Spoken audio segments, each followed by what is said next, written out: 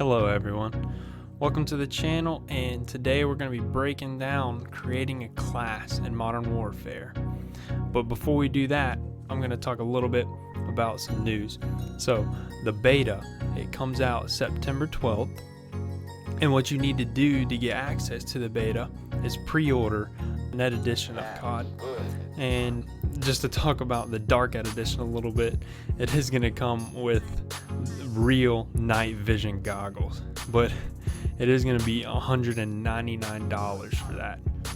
But that's the one of the editions that stood out to me. Other than that, I'll get right into it.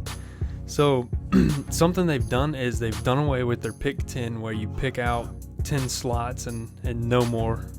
You can do less, but no more than 10 options in your class. They've gone back to what they used to have, where it was pick a primary, secondary, tactical, lethal, and then your perks. And one more thing, you can also edit your classes while you're inside of a current game.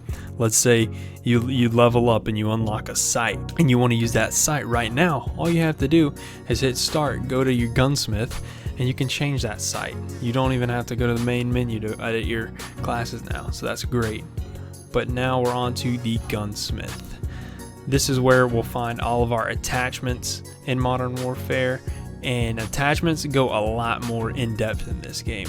We have, as you can see, muzzle, barrel, underbarrel, magazine, rear grip, stock, optic, lasers. They didn't go in depth on the stream about magazines, rear grip, and the lasers, but we did see everything in the muzzle, the sights, the barrel, the underbarrel, the stock, and also the perk that they have added to an attachment in a sense. But in the muzzle, we have a flash guard, which will help keep the recoil down, and we also have a large suppressor and a small suppressor, and then we have a compensator that'll compensate for more recoil as well. And then we go on to barrel. Our barrel, we have a lightweight barrel, a short barrel, and a long barrel, so we could essentially turn a submachine gun into an assault rifle and turn an assault rifle into a submachine gun. So there's a lot of maneuvering with that. And then the underbarrel, we got all kinds of foregrips, an angled, a vertical, a CQB, and we can also put a grenade launcher on our under. And then for the stock, we have a heavy stock, a close quarter stock, a lightweight stock, and we can even run it without a stock. So there's so many ways you can turn assault rifle that you should be keeping at range to a CQB weapon. But then the sights, we have all our traditional sights. The only sight that I didn't see put back that we've previously had is the thermal or an infrared. We have a variable zoom, a hybrid, all of our reflexes, our holographics, but we don't have a thermal. We'll get on to the perks now. The more the known perks are on our gun. They are sleight of hand, FMJ, and then they've added a few. We've got fast melee, and then we have stance training, which just allows us to be more accurate while we're crouched. Then we got a Mo money. This one will allow us to earn more XP when we shoot people in the head. Then we have burst, where we'll activate burst fire on our weapon. Now on to the lethals. We have, returning frag grenade, a Simtex, a Molotov, a Claymore, a throwing knife, C4, all of them we've seen before. But they've added this thermite and the proximity mine. The proximity mine we had in Ghosts. It'll work just like that. And the thermite is going to work like a throwing knife.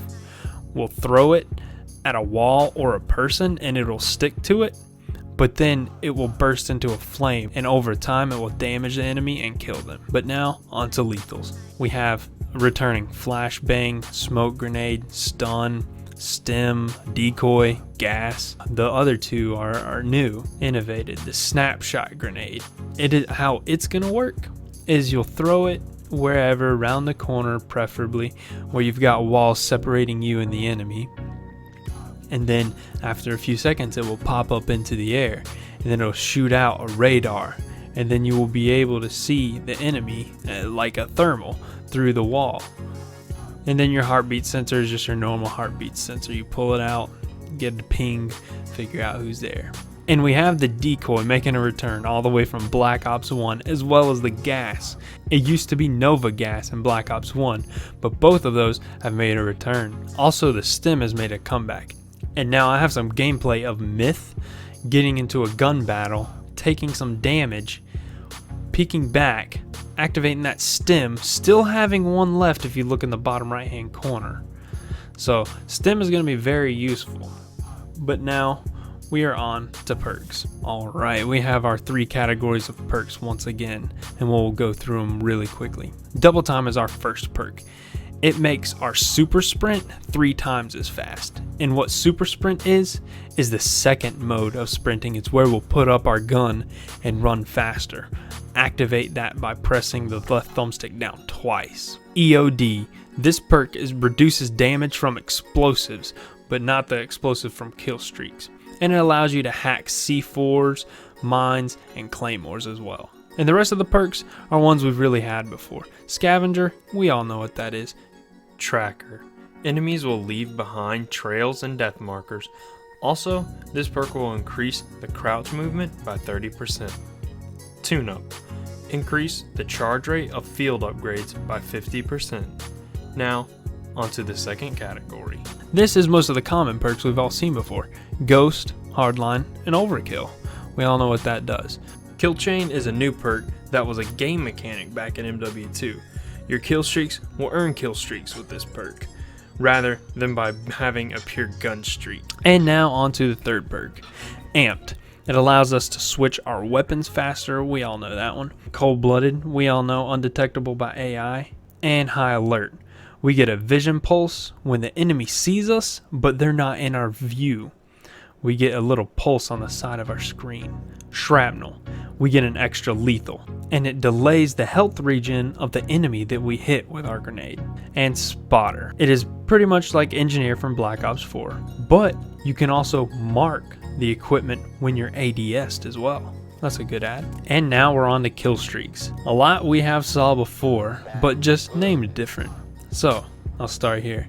The UAV, everyone knows. Care package, everyone knows. The cluster strike is going to be kind of like our mortar strike from COD 4. And then the cruise missile, just like our Predator missile we've always had. The precision airstrike is going to be like a lightning strike. I'm going to skip the Wilson because it will make a little bit more sense after we explain the infantry assault vehicle. We can only use the infantry assault vehicle on the 10v10 maps and the 20v20 maps because it will be too big for the 6v6 maps. That's why they did implement the Wilson. It's going to be a smaller version compared to the assault drone from MW3. And don't worry about if you're running the infantry assault vehicle. The game will automatically call in the Wilson for you if you're in that 6v6 and you haven't changed your kill streaks. And the emergency airdrop. The only difference from MW3, what we had 4, but now we have 3 care packages. Also, the VTOL jet, the chopper gunner, the white phosphorus, the support helo, which will kind of be like our little bird. It'll follow us around with some support. Then onto the gunship, which is like an AC-130. And then we also get an advanced UAV and our Juggernaut. The cool addition about Juggernaut is that when we are in the suit, we listen to metal music. And that wraps up the video. But if you liked the video, please leave a like and consider subscribing and hit the notification bell if you'd like to stay up to date on all the Call of Duty Modern Warfare news. Thank you and have a great day.